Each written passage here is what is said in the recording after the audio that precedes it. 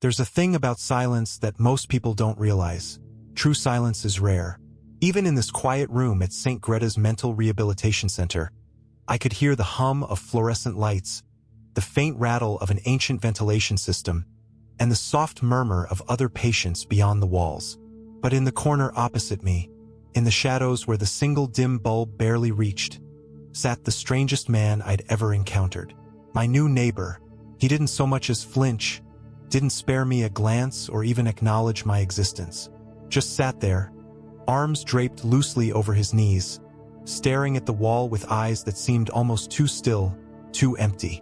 His clothes, an unremarkable blue hospital uniform, clung to him in a way that hinted at his wiry frame, but it was the dark patches staining the fabric that seized my attention, patches I soon recognized as old, dried blood.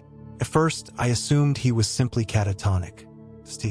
Greta's had its fair share of souls locked in battles I couldn't fathom, and I'd encountered more than a few who were gone before I even met them.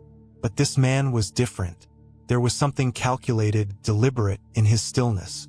As the hours passed, I felt his presence gnawing at my sense of ease, a chilling awareness that no amount of mundane sounds could drown out. And as night fell, cloaking us in a heavy, oppressive quiet, I realized I hadn't once heard him breathe. The hours slid by in that suffocating quiet, and sleep was a distant hope. I tried lying down, facing away from him, but no matter how hard I closed my eyes, I could feel his gaze, heavy and hollow, somehow burning into my back. It was absurd. I hadn't even seen him look my way, yet the sensation was undeniable. Then, sometime past midnight, I heard the faintest rustle. A shiver slid down my spine as I strained to listen, my ears picking up the slow scrape of fabric shifting, a sound so soft it could have been mistaken for my imagination. I dared a glance, peeking through the dimness, just enough to make out his silhouette. He was gone. The space where he had sat, unmoving for hours, was empty. Shadows pooled in the corner, hollow and still, and I could make out no trace of him in the room. Panic began to coil in my chest, irrational and wild, as I pushed myself up to get a better look. Maybe he'd stepped out quietly, maybe the night staff had taken him somewhere for a routine check. Yet something told me otherwise. Then, just as my mind began racing with the possible explanations, I heard it. A faint dragging noise from the hallway, the shuffle of bare feet against the cold linoleum floor. It was slow, steady, moving down the corridor with purpose. And as I held my breath, a dark figure glided past the small window in the door. It was him, his face hidden by the shadows, his hands smeared with fresh, glistening streaks of blood.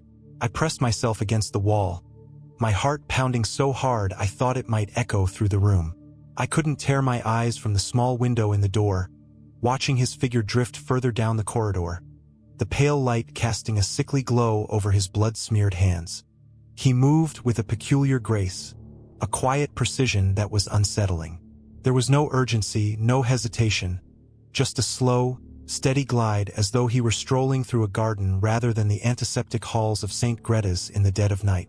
And the blood, thick, dark, still dripping from his fingers, told a story of violence that my mind refused to comprehend. I stood frozen, unable to decide what to do. My rational side screamed to call the night staff, to hit the panic button by the door. But a deeper, primal instinct warned me to stay silent, to remain unseen, as though I were prey caught in the sights of a predator. After what felt like an eternity, the footsteps faded, swallowed by the quiet depths of the ward. I exhaled, realizing I'd been holding my breath.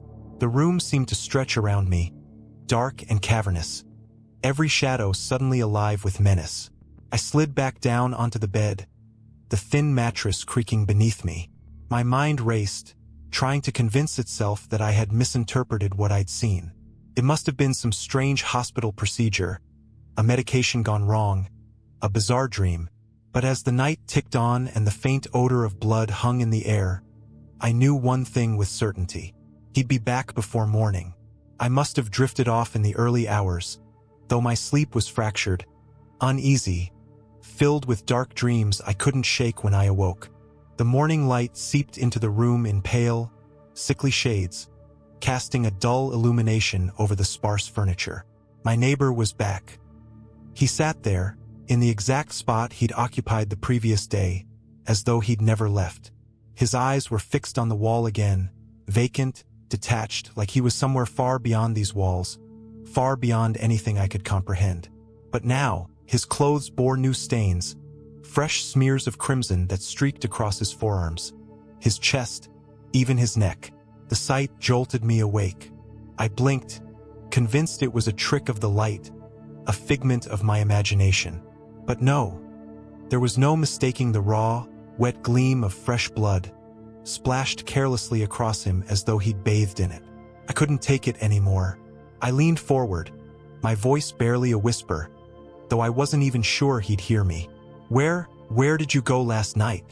My words were hesitant, hanging in the air like fragile things that could shatter with the wrong answer.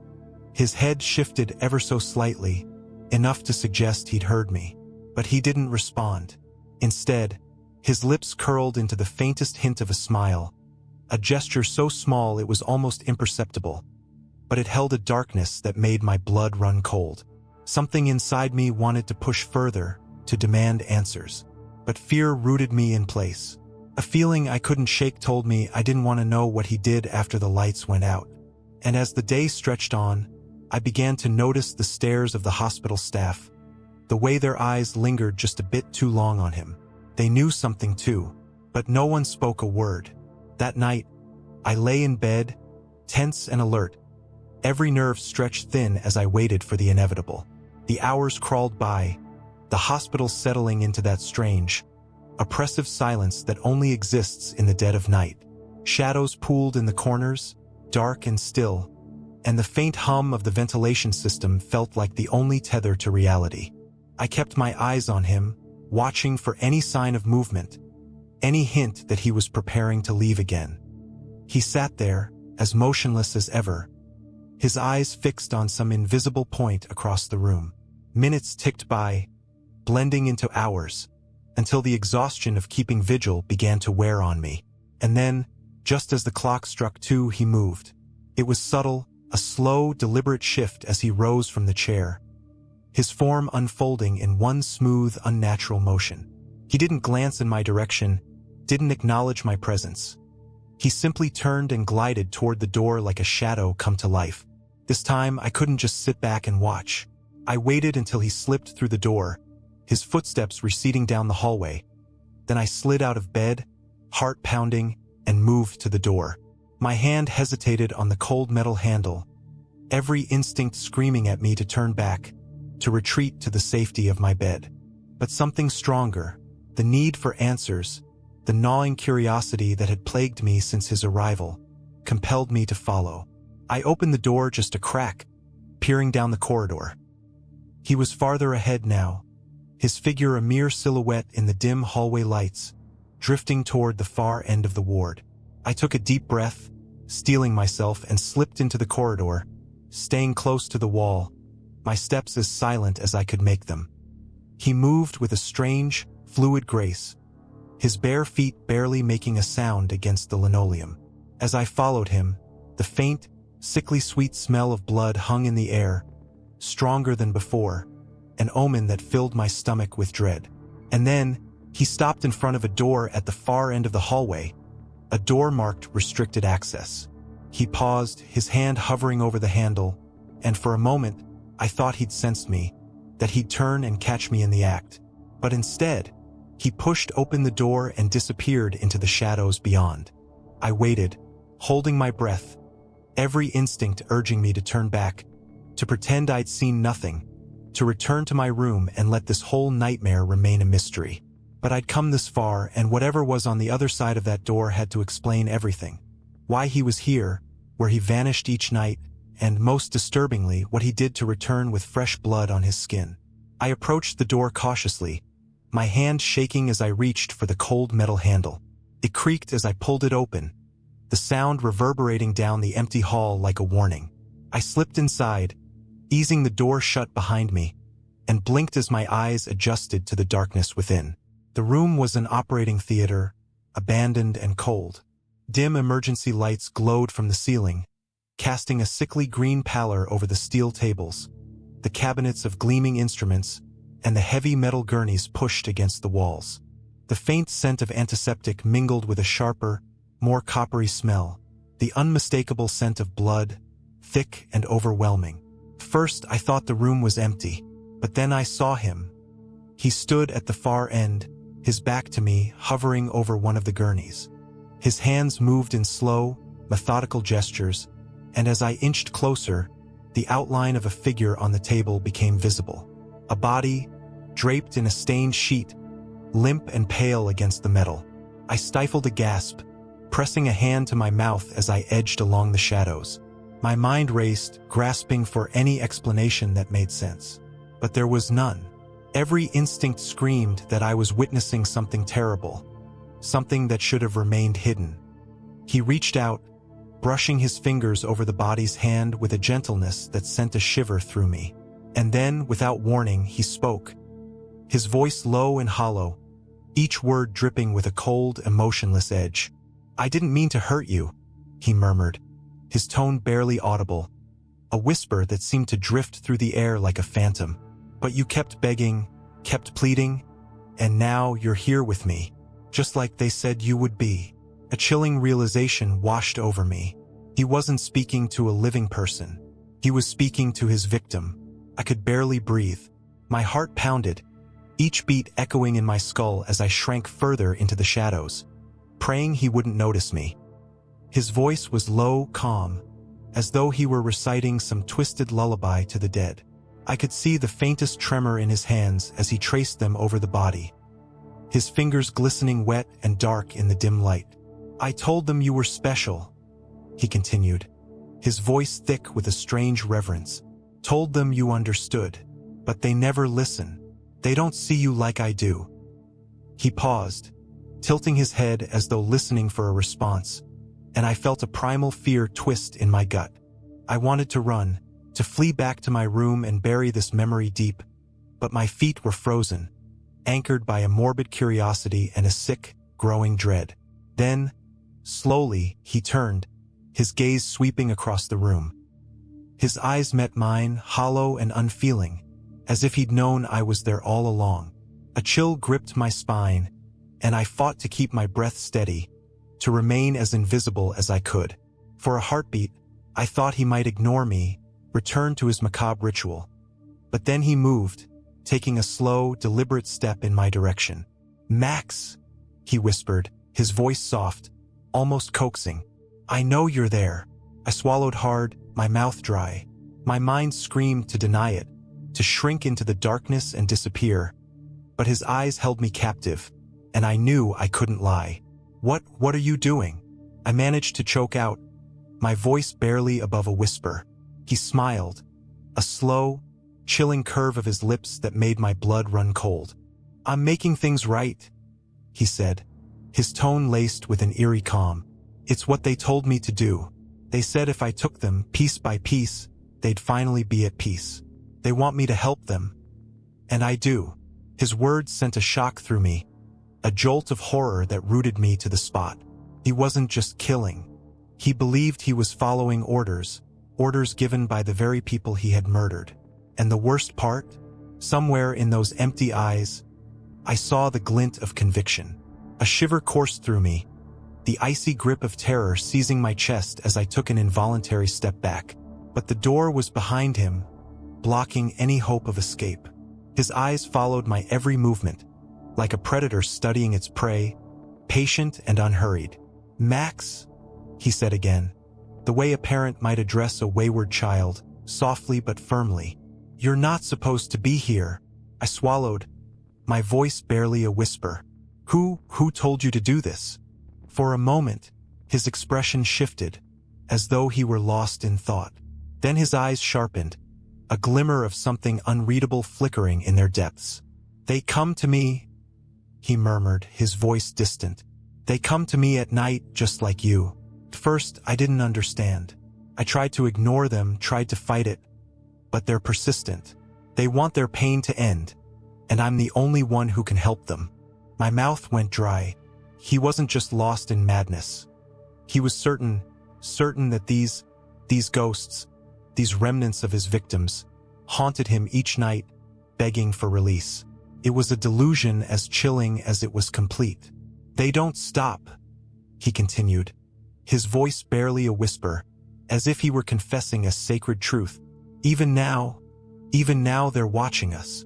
His eyes flicked to the shadows in the room, his gaze intense, as though he could actually see them. "They're always here, whispering, waiting. They want justice." And as his gaze drifted back to me, a strange light flickered in his eyes, a feverish glint that made my skin crawl. "You feel it too, don't you?" he whispered, his words slithering through the air like a serpent. "The way they linger, the weight of their suffering. They're all around us, Max." I shook my head, heart pounding, desperately denying the madness he was pulling me into. But as I looked around the dark, sterile room, an unsettling thought crept into my mind. There was something else here. A presence thick and cold, pressing in around us, suffocating. I felt it, undeniable and real, as if the air itself had grown heavy with despair. A cold hand of terror closed around my heart as a whisper, faint but distinct, brushed against my ear. It was a voice, distant and sorrowful, and though I couldn't make out the words, the pain was unmistakable. Maybe, just maybe, he wasn't alone in his delusions. The whisper lingered in the air, curling around me like a tendril of mist, soft but insistent, a distant voice full of anguish. My mind rebelled, fought to rationalize the sensation as a trick of the cold room, the stress, my imagination, but the chill it left on my skin was far too real. He watched me, his gaze fixed with a morbid fascination, as though he were waiting for something, some sign that I'd finally seen what he saw. "You hear them too, don't you?" he whispered, his voice soft and triumphant, as if he had finally found a kindred spirit. "They don't leave us alone, Max. They never leave." I shook my head, stumbling backward, but the room seemed to close in around me, the walls pressing nearer, the fluorescent lights flickering as shadows shifted, danced, morphed into something almost human in shape. Figures trapped in anguished poses, their mouths open in silent screams. They were there, countless, crowding the edges of the room, pressing in with that same whispering, sorrowful murmur. I squeezed my eyes shut, but it did nothing to block them out. Their pain cut through me, sharp and visceral, as though they were clawing at my mind, begging me to hear them, to understand. "You see them now, don't you?" His voice had taken on a fervor, a near-religious ecstasy. "They've chosen us, Max. They want us to bear witness, to know their suffering. And they demand justice." "No," I muttered, stumbling back until I hit the cold metal of the cabinet behind me. This isn't real. None of this is real." But even as I spoke, the whispers grew louder, a chorus of voices layering over one another, crying, wailing, pleading. My pulse thundered, my breath coming in shallow gasps, as the ghosts closed in, their transparent forms shimmering, their empty eyes fixed on me, accusing, demanding. He stepped closer, his blood-streaked hands reaching out. "They're with us, Max. They want us to help them find peace, to make things right." And then, in a movement so swift I barely saw it, his hand shot out, grasping my wrist in an iron grip. His eyes bored into mine, wild and alight with a dark zeal. "We can't ignore them," he whispered, his grip tightening painfully. "They won't let us go. Not until we've given them what they need." The whispers swelled, a cacophony of pain and fury that filled the room, that seeped into my bones, echoing in my mind. And as he held my gaze, I felt the faintest crack in my reality, a crack that threatened to shatter everything I thought I knew. His grip on my wrist was relentless, his fingers digging into my skin as he pulled me closer, his breath cold against my face. The voices were louder now, an orchestra of despair filling every corner of the room, seeping into my bones. The ghosts, the tortured souls surrounding us, loomed ever closer, their transparent forms flickering in and out of the shadows. "You can feel it, can't you?" he murmured, a strange, feverish light in his eyes. "Their pain. They need us, Max. We're their only way to find peace. I tried to pull back, but he held me fast, his fingers like claws. I could feel the cold sweat trickling down my spine, the suffocating weight of the ghosts pressing in around us, closing the distance, a crowd of silent, anguished watchers. "Let go," I whispered, desperation edging my voice, but he only smiled, a dark, twisted curve of his lips. "They chose you too," he whispered back, his voice a reverent hush. "Don't you see? We're the only ones who understand them, the only ones who can hear their cries." No, I don't want this." I struggled, twisting my wrist, but his grip tightened, and for a moment, I saw his face twist in anger, a flash of raw rage that made my blood run cold. "You can't run from them," he spat, his voice sharp and cold. "They'll haunt you, Max. They'll follow you, whispering, clawing at your mind until you finally give in." The ghosts edged closer, their faces pale and contorted, their eyes hollow voids of sorrow and fury. They seemed to reach for me, their hands outstretched, fingers thin and skeletal. I could feel their pain, an icy grip tightening around my chest, pulling me under, deeper into their despair. He leaned in, his face mere inches from mine, his eyes wide, unblinking. "Once they find you," he whispered, "they never let go." In a surge of panic-fueled strength, I jerked my arm free, stumbling back, gasping. The room spun, the walls closing in, the ghosts crowding me from all sides. I felt the weight of their gaze, their silent demands, their agony pressing down on me until I could barely breathe. "Max," he called softly, his voice almost tender, like a coaxing lullaby. "You can't escape them. No one can." And as I turned, rushing toward the door, I saw something out of the corner of my eye, a shadow at my side, flickering, a dark figure trailing me, a specter with hollow eyes fixed on mine. They had found me too. I stumbled down the corridor, the walls closing in around me, cold and unforgiving. The whispering followed me, a ceaseless murmur like nails scratching against my skull, each word a reminder that I wasn't alone, that I would never be alone again. I could still feel the icy grip of his hand on my wrist, his words lingering in my mind. "They'll haunt you, Max. They'll follow you, whispering, clawing at your mind until you finally give in." My breath came in ragged gasps as I turned down another hallway, the dim lights casting eerie shadows that seemed to shift, watching, waiting. Somewhere in the depths of the hospital, I heard faint footsteps, slow, deliberate, echoing through the silence. He was following me, or maybe something else was. I glanced back, and for an instant, I saw them, pale, ghostly figures standing in the hallway behind me, their faces twisted in anguish, their hollow eyes fixed on me. They hovered there, silently watching, their forms flickering ethereal, as if they were bound to this place, unable to cross the threshold of light.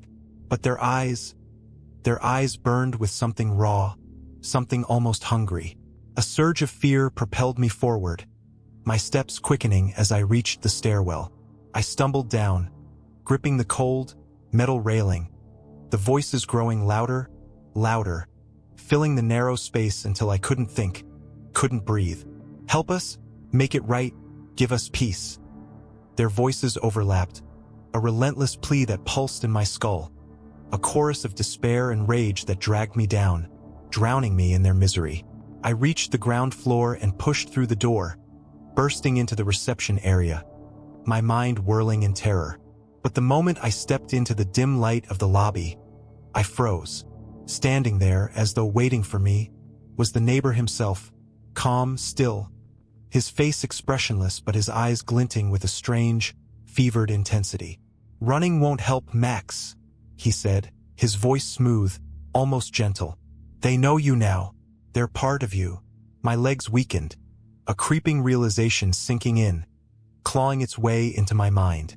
I could feel them, just on the edge of my consciousness, the specters pressing closer, as though they'd burrowed beneath my skin, into the very fabric of my thoughts. Why me?" I managed to whisper, my voice trembling. He took a step forward, his eyes fixed on mine, and for the first time, I saw something like pity in his gaze. "Because Max," he said softly, "you're like me. You're haunted too." The words sank in, sharp and suffocating, and I felt an icy dread spread through my veins. I wanted to scream, to deny it, but even as I stood there, I felt the cold, ghostly fingers wrap around my shoulders, pressing in, claiming me. And somewhere, in the depths of my mind, a voice whispered, a voice that wasn't my own. The voice echoed through my mind, low and mournful, a sound that resonated deep within my bones. It wasn't mine, yet it spoke as if it had always been there, waiting, lurking in the shadows of my thoughts. "Help us, Max," it whispered, the tone pleading, its despair clawing at my sanity. "Set us free?" I staggered back, clutching my head, trying to block it out, but the voice only grew louder, more insistent, filling every corner of my mind. My eyes darted around the empty lobby, searching for an escape, but it was no use. I could feel them all, dozens, maybe hundreds of them, pressing closer, their presence a suffocating weight that wrapped around me, binding me to their suffering.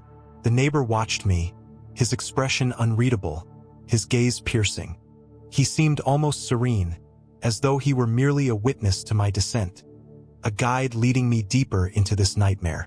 He took a slow step forward, his voice soft, coaxing. "You can't run from it, Max. They won't leave until you give them what they want." What do they want?" I stammered, my voice barely a whisper. I already knew the answer, but I clung to the hope that he'd say something else, anything that would shatter this horrible reality. "They want justice," he replied, his eyes glinting with a dark, almost reverent intensity. "They want retribution, and they need us to deliver it." "No," I muttered, shaking my head. I'm not like you. I'm not a killer." The corners of his mouth twitched, a dark amusement in his gaze. "Not yet," he said softly, his tone carrying a weight that made my stomach twist. "But soon, Max. You can't deny them. They'll wear you down, haunt you until there's nothing left of who you were, until you become the very thing you fear." I stumbled back, my heart pounding as the ghostly whispers filled my ears, blending into a cacophony of sorrow and rage. Each voice pulled at me, dragging me deeper, their stories bleeding into my mind, fragments of lives lost, cut short in violence and betrayal. In a desperate attempt to ground myself, I focused on the cold linoleum beneath my feet, the sterile scent of antiseptic lingering in the air, the dim, flickering light overhead. But even these small details seemed to shift, to twist in the presence of the restless dead. And then, one voice broke through the others. A voice young, fragile, trembling with fear. "He hurt me, Max," it whimpered, the sound like a knife slicing through my heart. "He took everything. Won't you make him pay?" My breath caught, my hands trembling as I gripped my head. The voice so vivid, so real. A child's voice, pleading, pulling at the last shreds of my sanity. And as the shadows shifted, I could almost see her. A faint outline, small and shivering, her eyes wide with terror, her gaze fixed on me with an intensity that chilled me to the core. I can't," I whispered, my resolve crumbling as her sorrow seeped into me, an unbearable weight I couldn't shake. But the neighbor only watched, his eyes dark and knowing. "You can't ignore her, Max. She won't let you." And in that moment I understood. I would never be free, not until I answered the call of the dead. I staggered back, feeling as though the weight of 1,000 eyes bore down on me. The child's voice, soft, innocent, yet dripping with sorrow, echoed in my skull, refusing to be silenced. Her image lingered before me, frail and ghostly, her wide eyes filled with a terrible longing. "Help me, Max. You're the only one who can." I clutched my head, trying to shut out the voices, the endless barrage of sorrow that clawed at my mind, but it was useless. Each whisper, each plea felt like a hook, digging into me, binding me to their grief. They didn't just want justice, they needed it, craved it, ached for it in a way I couldn't understand. yet felt deep in my bones. The neighbor stepped closer, his movements slow, deliberate. He seemed almost at peace, as though the hauntings were no longer a burden but a calling he had fully embraced. He tilted his head, his gaze settling on me with a pitying look, almost as if he saw me as an unfinished version of himself.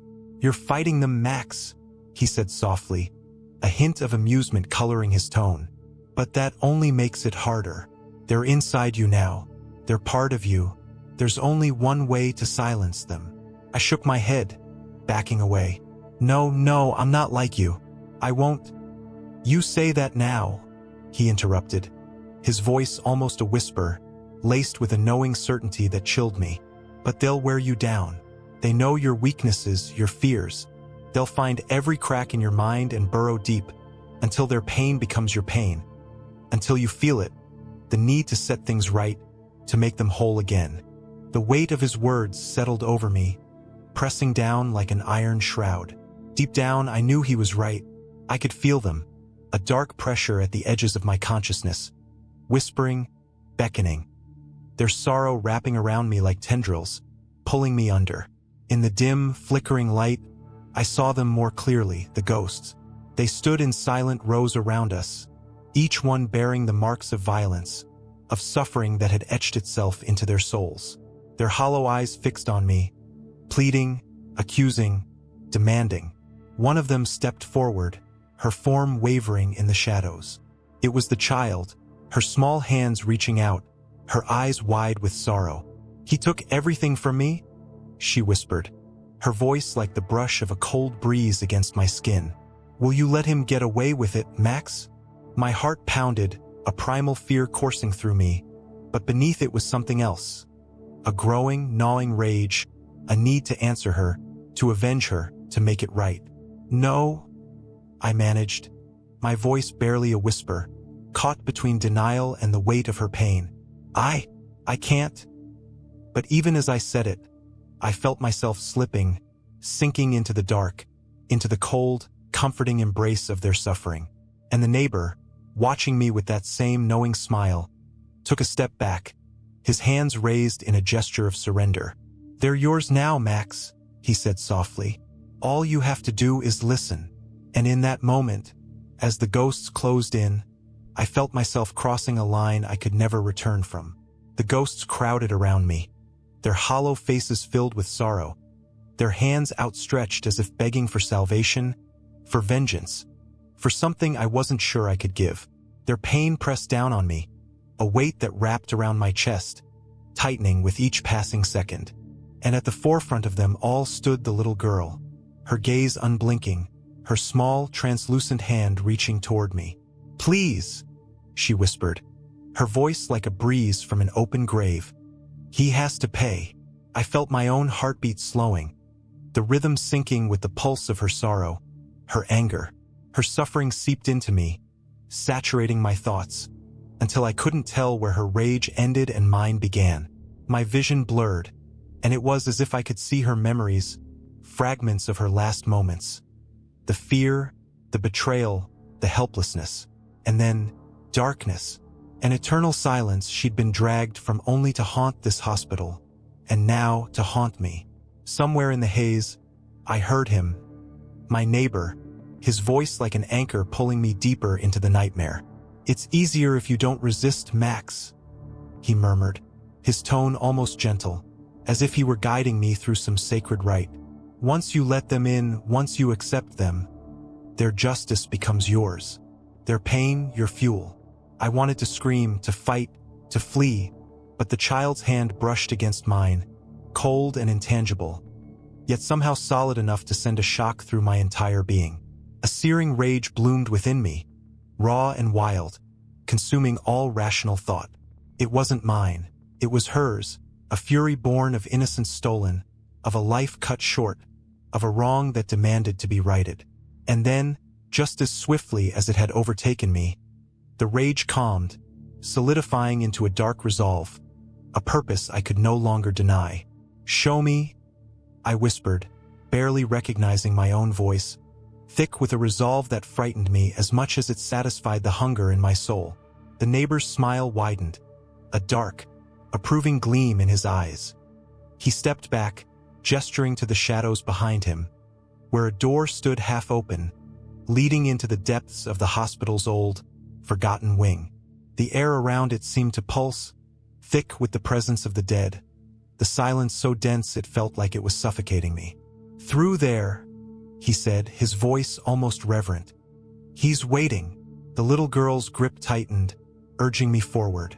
I felt her need, her demand echoing in every beat of my heart. With one last look back at the neighbor, who watched me with that twisted look of satisfaction, I stepped into the darkness, the ghosts trailing behind me like shadows. The air grew colder, thick with a rancid smell of decay and rot, the hallway narrowing, pressing in. My own footsteps echoed, joined by the faint, shuffling whispers of the dead. They guided me, their voices rising in a crescendo, until, at the end of the corridor, I saw him. He was slumped in a chair, his face hidden in shadow, oblivious to my approach. But the little girl, her hands still entwined with mine, leaned close, her voice a soft, chilling whisper in my ear. "He took everything from me?" she breathed, her words sharpening, slicing through my resolve. "Make him pay, Max, make him know our pain." And in that moment, as I stood there with the weight of the dead pressing down on me, I felt an unholy clarity, a purpose, a calling, that drowned out the last fragments of who I once was. I moved forward, each step resonating with a weight that was no longer mine alone. The corridor had narrowed into a space so dark and oppressive that the walls felt like they were breathing, pulsing with the suffering of those who had met their end here. And in the center of it all sat the man, oblivious, hunched in his chair, his figure silhouetted in the half-light that seeped in from some forgotten corner of this godforsaken wing. The little girl's voice murmured in my ear, soft but relentless, her small hand still icy against mine, filling me with her hatred, her anguish. She didn't need to speak for me to feel her desire, the aching need for retribution that bound us together in this twisted communion. He shifted, his head lifting, sensing my presence perhaps, or the weight of the ghosts that filled the air like a silent storm. As his eyes met mine, a flicker of recognition passed over his face. A quick, startled look that transformed into fear as he registered not just me, but the invisible multitude at my back. The ghosts, the souls he had claimed, their suffering clinging to him like a shroud. Who are you?" he stammered, his voice thin, breaking under the weight of their presence. I didn't answer. I didn't need to. The child's hand tightened, and a cold, unearthly calm settled over me as I stepped closer, closing the distance, each footfall a drumbeat of inevitability. The ghosts pressed in, their forms barely visible but somehow vivid in their rage, their sorrow, their demand for justice. They surrounded him, spectral figures hemming him in on all sides, trapping him in a prison of his own making. His breaths came quick, panicked, his eyes wide as he saw the faces of those he thought he'd silenced forever. No, this isn't possible," he whispered, his voice trembling as he shrank back, his gaze darting from one shadowy figure to the next. I'm sorry, please." But the dead showed no mercy. Their silence was thick, smothering, each one of them carrying the weight of lives he'd stolen, futures he'd erased. And as I watched, the little girl released my hand, stepping forward, her small, translucent figure becoming clearer, more defined. She looked at him, her gaze a dark well of sorrow and vengeance. "You took everything from me?" she whispered, her voice no longer pleading but filled with a terrible, ancient resolve. "Now it's your turn." In a moment of dreadful clarity, I understood what was coming. The ghosts would have him, drag him into the shadows, to the depths of whatever hell they inhabited. They needed me to witness it, to bear witness to his end, and then, only then, would they release me. He tried to scream, to scramble back, but the shadows engulfed him, the spectral hands of his victims reaching out, pulling him down. His cries echoed, desperate and raw, clawing at the walls as he vanished into the darkness, swallowed whole by the dead. And then, silence. An awful, oppressive quiet settled over the space, the air growing cold, heavy. The ghosts lingered a moment longer, their hollow eyes fixed on me, acknowledging my role, my complicity. And then, one by one, they faded, their sorrow lifting, evaporating, leaving nothing but a chilling emptiness in their wake. I was alone, or at least I thought I was. As I turned to leave, I felt it, a faint, familiar whisper brushing against my mind, lingering just beneath the surface of my thoughts. "We're not done, Max," it whispered, soft as the grave. "There are others, so many others." And as I walked back through the darkened halls of St. Greta's, I knew my life would never be my own again. They'd marked me, claimed me, and their justice was a hunger that would never be satisfied.